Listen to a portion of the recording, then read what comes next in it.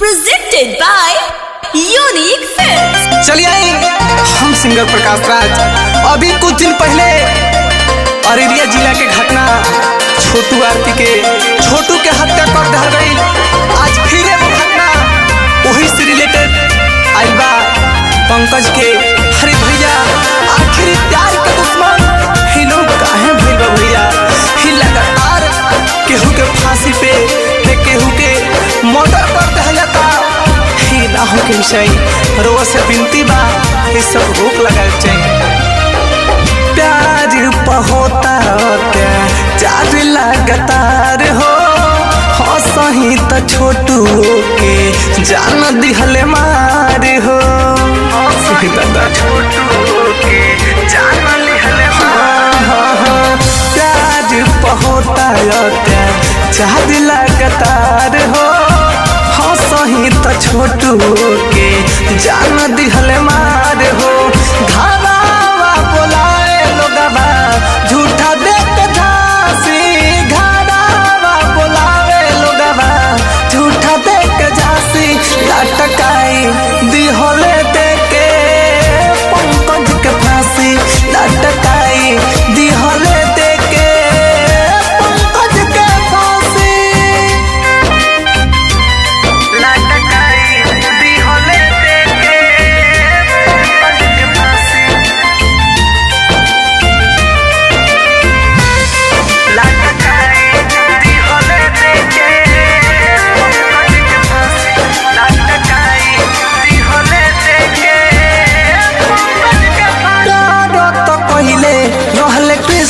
भगवान हो आज कल के लोगवा बोल बाटे हैवान हो। आज कल के लोगवा बोल बाटे हैवान हो। बोल के भोला भोला बात हो सबे कहता वे घात हो। ऐसन बीमारी बाकी न मनई के खांसी।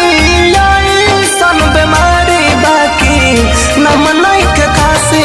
लटकाई दिहले जा पंकज के फांसी।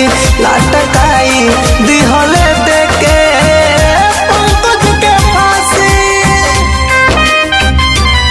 लटकाई दिहले देके पंकज के फांसी। लटकाई दिहले देके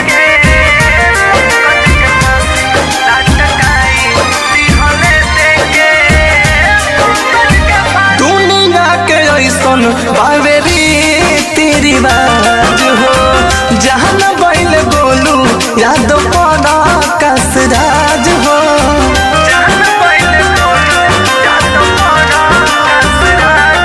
नहीं सही के हुजदाई हो जब याद हो कर आई हो। दिहले तू समनवाई पर मामा के नासी। दिहले तू समनवाई पर मामा के नासी। लटकाई दिहले देके पंकज के फांसी। लटकाई दिहले देके पंकज के फांसी। Bombay digital recording studio Chhapra.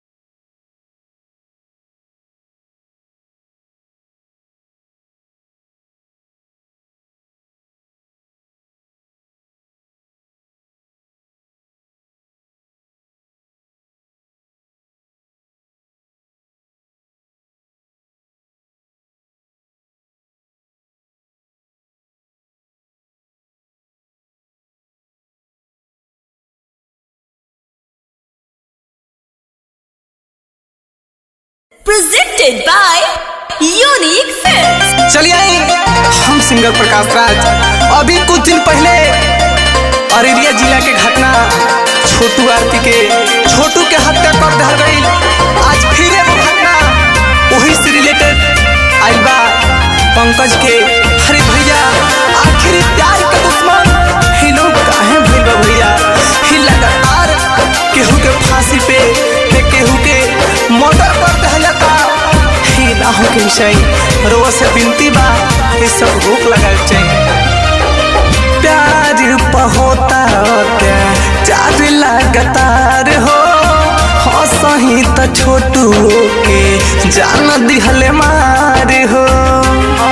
दादा छोटू के जान दिहले प्यार पहोता चार लगातार हो सही तो छोटू के जान दिहले मार हो। घरावा बोलाए लोगवा झूठा देख झांसी।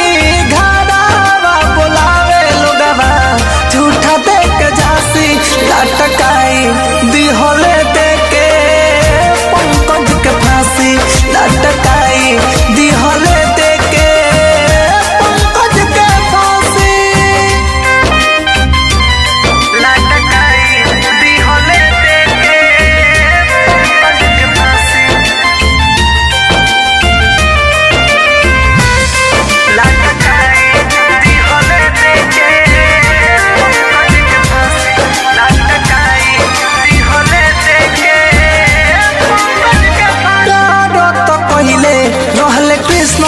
भगवान हो आज कल के लोगवा बोल बाटे हैवान हो।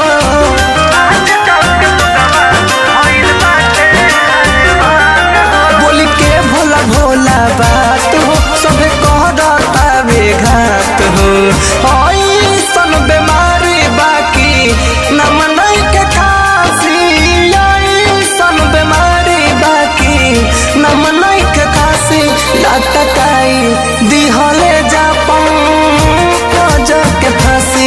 लटकाई दिहले देके पंकज के फांसी।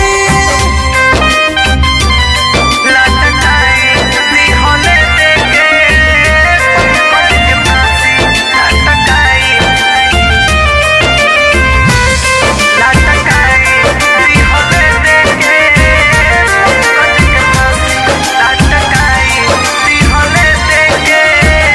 पंकज के फांसी। दुनिया के ऐसन बावेरी तेरी बाज हो जहान बैल गोलू याद पड़ा कसराज हो।